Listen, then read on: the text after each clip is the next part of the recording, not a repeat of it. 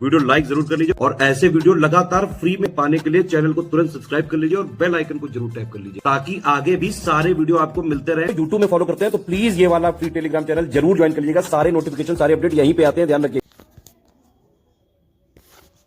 नमस्कार दोस्तों, exam preparation के यूट्यूब चैनल पर मैं प्रियंका एक बार फिर से आप सभी का स्वागत करती हूं।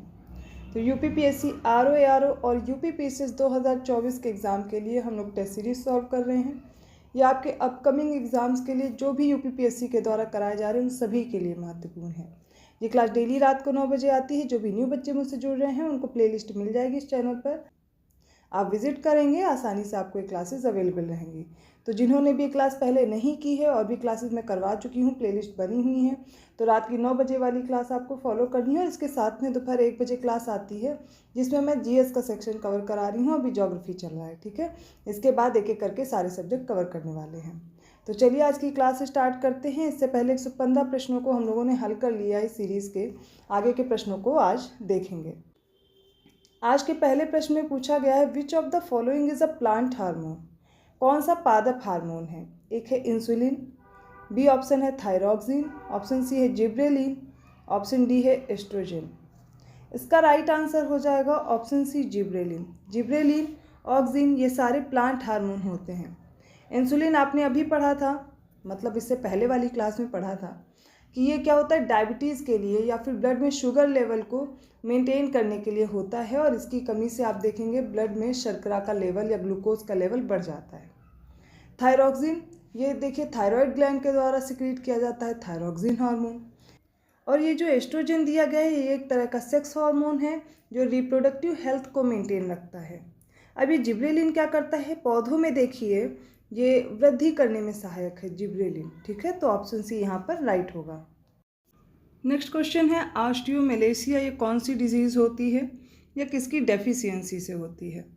पहला है ऑप्शन विटामिन ए की कमी से, ऑप्शन बी है विटामिन सी की डेफिशिएंसी से, ऑप्शन सी है विटामिन के की डेफिशिएंसी से और ऑप्शन डी है विटामिन डी की डेफिशिएंसी से।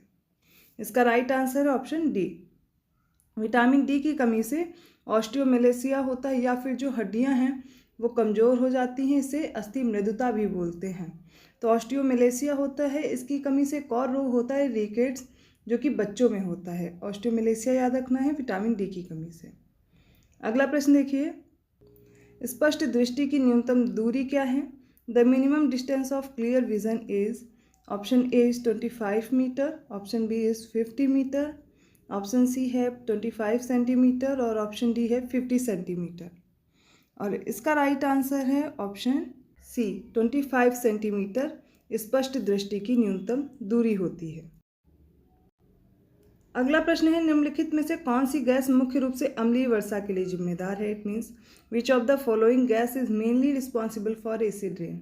ऑप्शन ए है सल्फर डाइऑक्साइड, ऑप्शन बी है मीथेन, ऑप्शन सी है कार्बन मोनोऑक्साइड और ऑप्शन डी है कार्बन डाइऑक्साइड।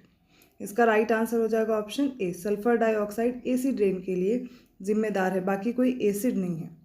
अगला प्रश्न देखिए, ब्रोमीलॉयड ये क्या होता है? तो ब्रोमीलॉयड एक पक्षी है, एक पौधा है, एक क्षुद्रग्रह है या फिर एक विषाणु है? इसका राइट आंसर है ब्रोमीलॉयड से एक पौधा होता है, ऑप्शन बी राइट है।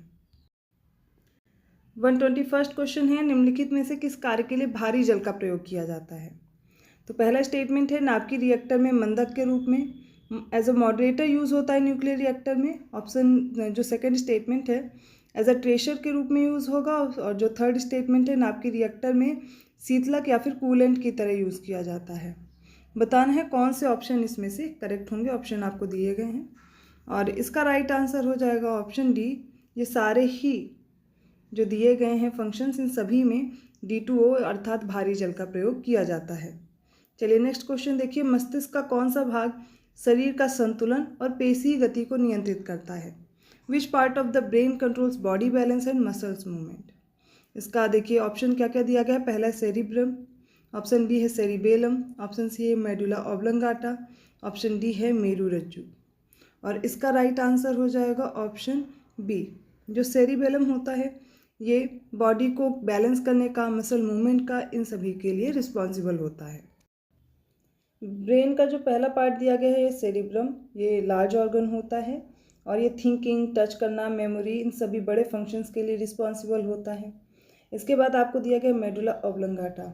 इसके बारे में सोचिए, ये बॉटम मोस्ट पार्ट होता है किसी ब्रेन का, और क्या करता है, ये बहुत सी प्रोसेस कंट्रोल करता है, जैसे कि हार्ट बीट है, ब्रीदिंग है, आप सांस लेते हो, ब्लड प्रेशर है, ये सारा कौन कंट्रोल करता है, ये मेडुला ऑब्लंगाटा कंट्रोल करता है। ठीक है, फिर स्पाइनल कॉर्ड दी गई है या मेरु रज्जु दी गई है, इसका भी फंक्शन समझ लीजिए एक एक करके। जब मैं आपको पढ़ाने वाली हूँ ना ये नर्वस सिस्टम, तब एक एक फंक्शन आपको क्लियर कर दूंगी।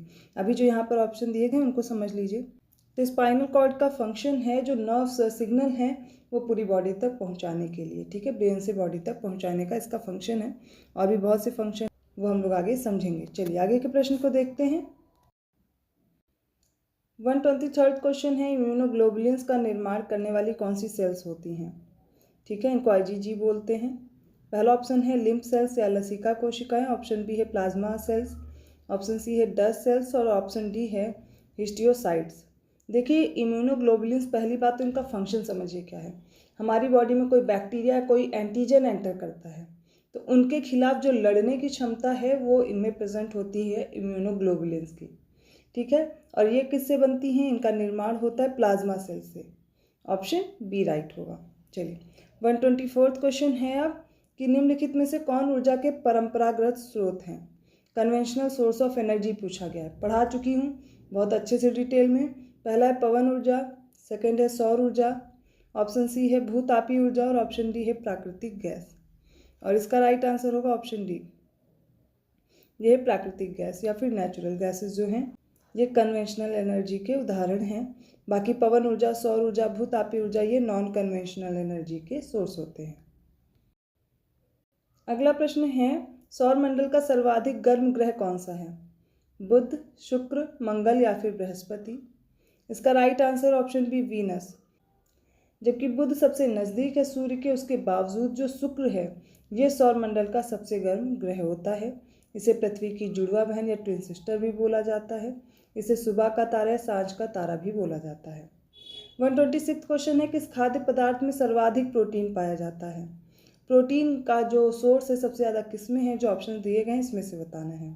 ऑप्शन ए है मटर, ऑप्शन बी है नींबू, ऑप्शन सी है सोयाबीन और ऑप्शन डी है चना या फिर ग्राम। और इसका राइट आंसर देखिए हो जाएगा ऑप्शन सी, सोयाबीन में सबसे ज़्यादा प्रोटीन पाया जाता है। अगला प्रश्न देखिए, पिरान्हा क्या है? ऑप्शन ए है फ्रूट है, ऑप्शन बी है स्नेक है, ऑप्शन सी है कोई फिश है या ऑप्शन डी है घास या फिर कोई ग्रास है।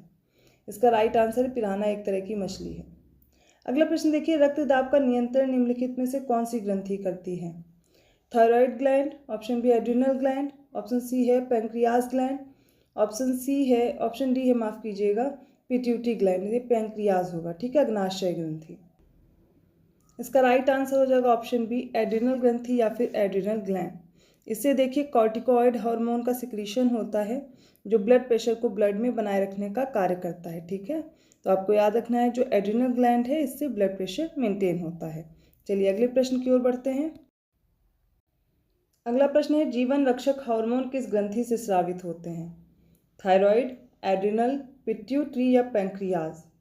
इसका राइट आंसर होगा ऑप्शन बी, एड्रिनल से एड्रेनालिन सिक्रीट होता है जो जीवन रक्षक हार्मोन है। किस तरीके से?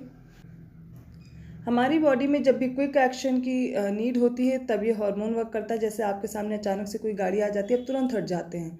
आपका हाथ किसी गर्म तवे या कोई भी गर्म चीज़ को छूता है, तुरंत हट जाता है।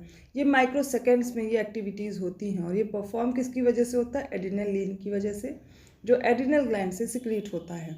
ऑप्शन बी राइट होगा। चलिए अगला प्रश्न देखिए, जानवरों में वसा का भंडार किस ऊतक में होता है?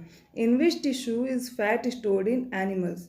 ऑप्शन ए है एपिथेलियल टिश्यूज, ऑप्शन बी है एडिपोसाइट टिश्यूज, ऑप्शन सी है मसल टिश्यूज और ऑप्शन डी है कनेक्टिव टिश्यूज। इसका राइट आंसर हो जाएगा ऑप्शन बी, एडिपोसाइट टिश्यूज में जानवरों में वसा का भंडार होता है या फिर यहाँ पर फैट संचयित होता है। अगला प्रश्न है, मानव आँख के संबंध में निम्नलिखित कथनों पर विचार करें। पहला स्टेटमेंट है, प्रकाश एक पतली झिल्ली से होकर आँख में प्रवेश करता है जिसे कॉर्निया कहा जाता है। सेकंड स्टेटमेंट है, आइरिस आँख में प्रवेश करने वाले प्रकाश की मात्रा को नियंत्रित करता है। कौन से कथन सही दिए गए हैं ये पूछा गया है और इसका राइट आंसर होगा ऑप्शन सी, दोनों ही स्टेटमेंट करेक्ट दिए गए हैं। 132nd क्वेश्चन है, निम्नलिखित में से कौन सा सही सुमेलित दिया गया है पेयर। एक तरफ डिजीज है, दूसरी तरफ उसका कॉजिंग एजेंट है। पहला है पायरिया जो कि होता है एंट अमीबा जिंजिवेलिस से। सेकेंड है स्लीपिंग सिकनेस, ये होता है ट्रिपेनोसोमा से। थर्ड है एथलीट्स फुट, ये होता है माइकोबैक्टीरियम लेप्री की वजह से। कौन कौन से पेयर सही दिए गए हैं पूछा गया है। इसका राइट आंसर होगा ऑप्शन ए, पायरिया और स्लीपिंग सिकनेस सही दी गई है इसके कॉजिंग एजेंट। एंट अमीबा जिंजिवेलिस और स्लीपिंग सिकनेस होता है ट्रिपेनोसोमा की वजह से। ये जो एथलीट फुट है ये फंगल डिजीज़ है और ये होती है टीनिया पेडिस की वजह से। ठीक है, टीनिया पेडिस की वजह से। अब ये जो माइकोबैक्टीरियम लेप्री दिया गया है इससे लेप्रेसी होती है। क्या होती है? लेप्रेसी, अर्थात कोढ़ होता है या फिर कुष्ठ रोग जिसे बोलते हैं। ठीक है, तो ये माइकोबैक्टीरियम लेप्री अलग है और ये गलत दिया गया था, बाकी दोनों मैच थे। ऑप्शन ए राइट होगा। चलिए अगला प्रश्न देखते हैं। परमाणु ऊर्जा विभाग की स्थापना कब हुई? When was the department of atomic energy established? Option A है 1987, ऑप्शन बी है 1954, ऑप्शन सी है 1950 और ऑप्शन डी है 1952। इसका राइट आंसर ऑप्शन बी 1954 में department of atomic energy establish हुई थी। अगला प्रश्न है, इंद्रधनुष के बारे में निम्नलिखित कथनों पर विचार करें। Consider the following statement about rainbow. पहला स्टेटमेंट है इंद्रधनुष हमेशा सूर्य के विपरीत दिशा में बनता है। Rainbow always forms in opposite direction of sun. Second statement है इंद्रधनुष का निर्माण अपवर्तन, फैलाव, पूर्ण आंतरिक परावर्तन के द्वारा होता है। Rainbow is formed by refraction, dispersion and total internal reflection. इनमें से कौन से स्टेटमेंट करेक्ट दिए गए हैं? और इसका राइट आंसर ऑप्शन सी, दोनों ही स्टेटमेंट करेक्ट हैं। कई बार पूछा गया प्रश्न है और प्रिपेयर कर लीजिए। अगला प्रश्न है, गन्ने में किसके छिड़काव द्वारा तने की लंबाई में वृद्धि की जाती है? By whose sprinkling in cane the length of the stem increases. Option A है ऑक्सिन, ऑप्शन बी है जिब्रेलिन, ऑप्शन सी है साइटोकाइनिन और ऑप्शन डी है एथिलीन। डायरेक्टली क्वेश्चन तो यही है इसमें कि जो तने की लंबाई है वो किस हार्मोन से बढ़ती है और यहाँ पर गन्ने का एग्जाम्पल दे करके पूछ लिया गया है। इसका राइट आंसर हो जाएगा ऑप्शन बी, जो जिब्रेलिन है ये वृद्धि में सहायक है, तने की वृद्धि में सहायक है, इसलिए ऑप्शन बी राइट हो जाएगा। तो ये आज के साइंस के प्रश्न हैं। आई होप आपको समझ में आए होंगे। किसी भी क्वेश्चन में डाउट है, किसी भी क्वेश्चन में प्रॉब्लम है, आप मुझसे कमेंट करके ज़रूर पूछिएगा। इसके अलावा अगर आपको कोई भी क्लास ढूंढने में, सर्च करने में प्रॉब्लम हो रही, वो भी सर्च कर सकते हैं। तो उसके लिए आप मुझे कमेंट कीजिएगा, मैं प्लेलिस्ट प्रोवाइड करा दूँगी। और बहुत से बच्चे जो नए मुझसे जुड़ते जा रहे हैं, अगर आपको कोई डाउट है तो आप पूछ सकते हैं। मैं क्लासेस आपको बता रही हूँ, रात को 9 बजे आती है और 1 दोपहर बजे आती है। इसी चैनल पर मिलेगी, आप विजिट करते रहिए। सारे सब्जेक्ट आपके एक एक करके कंप्लीट कराए जाएंगे। जैसे हम लोगों ने प्लान किया था एक एक सब्जेक्ट करके कवर करेंगे, वैसे ही हो रहा है। अब देखिए होली हो चुकी है, फिर से आप लोग ढंग से पढ़ाई में लग जाइए। अब समय कम है आपके पास प्रिपरेशन का और कंपटीशन भी बहुत ज़्यादा है, पेपर का लेवल भी आप लोग देख चुके हैं। तो उसी के अकॉर्डिंग खुद को प्रिपेयर कीजिए, अच्छे से पढ़ाई करते रहिए। अगर वीडियो अच्छा लगा तो प्लीज़ लाइक कीजिए, चैनल को सब्सक्राइब कीजिए। और अगर आपको पता करना है कि मेरी क्लासेस आ रही हैं नहीं आ रही हैं या अगली क्लासेस भी आपको पढ़नी है, तो फिर बेल आइकन प्रेस कर दीजिए, आसानी से नोटिफिकेशन मिल जाएगा। तो मैं मिलती हूँ ऐसे ही प्रश्नों के साथ अगली क्लास में। तब तक के लिए धन्यवाद।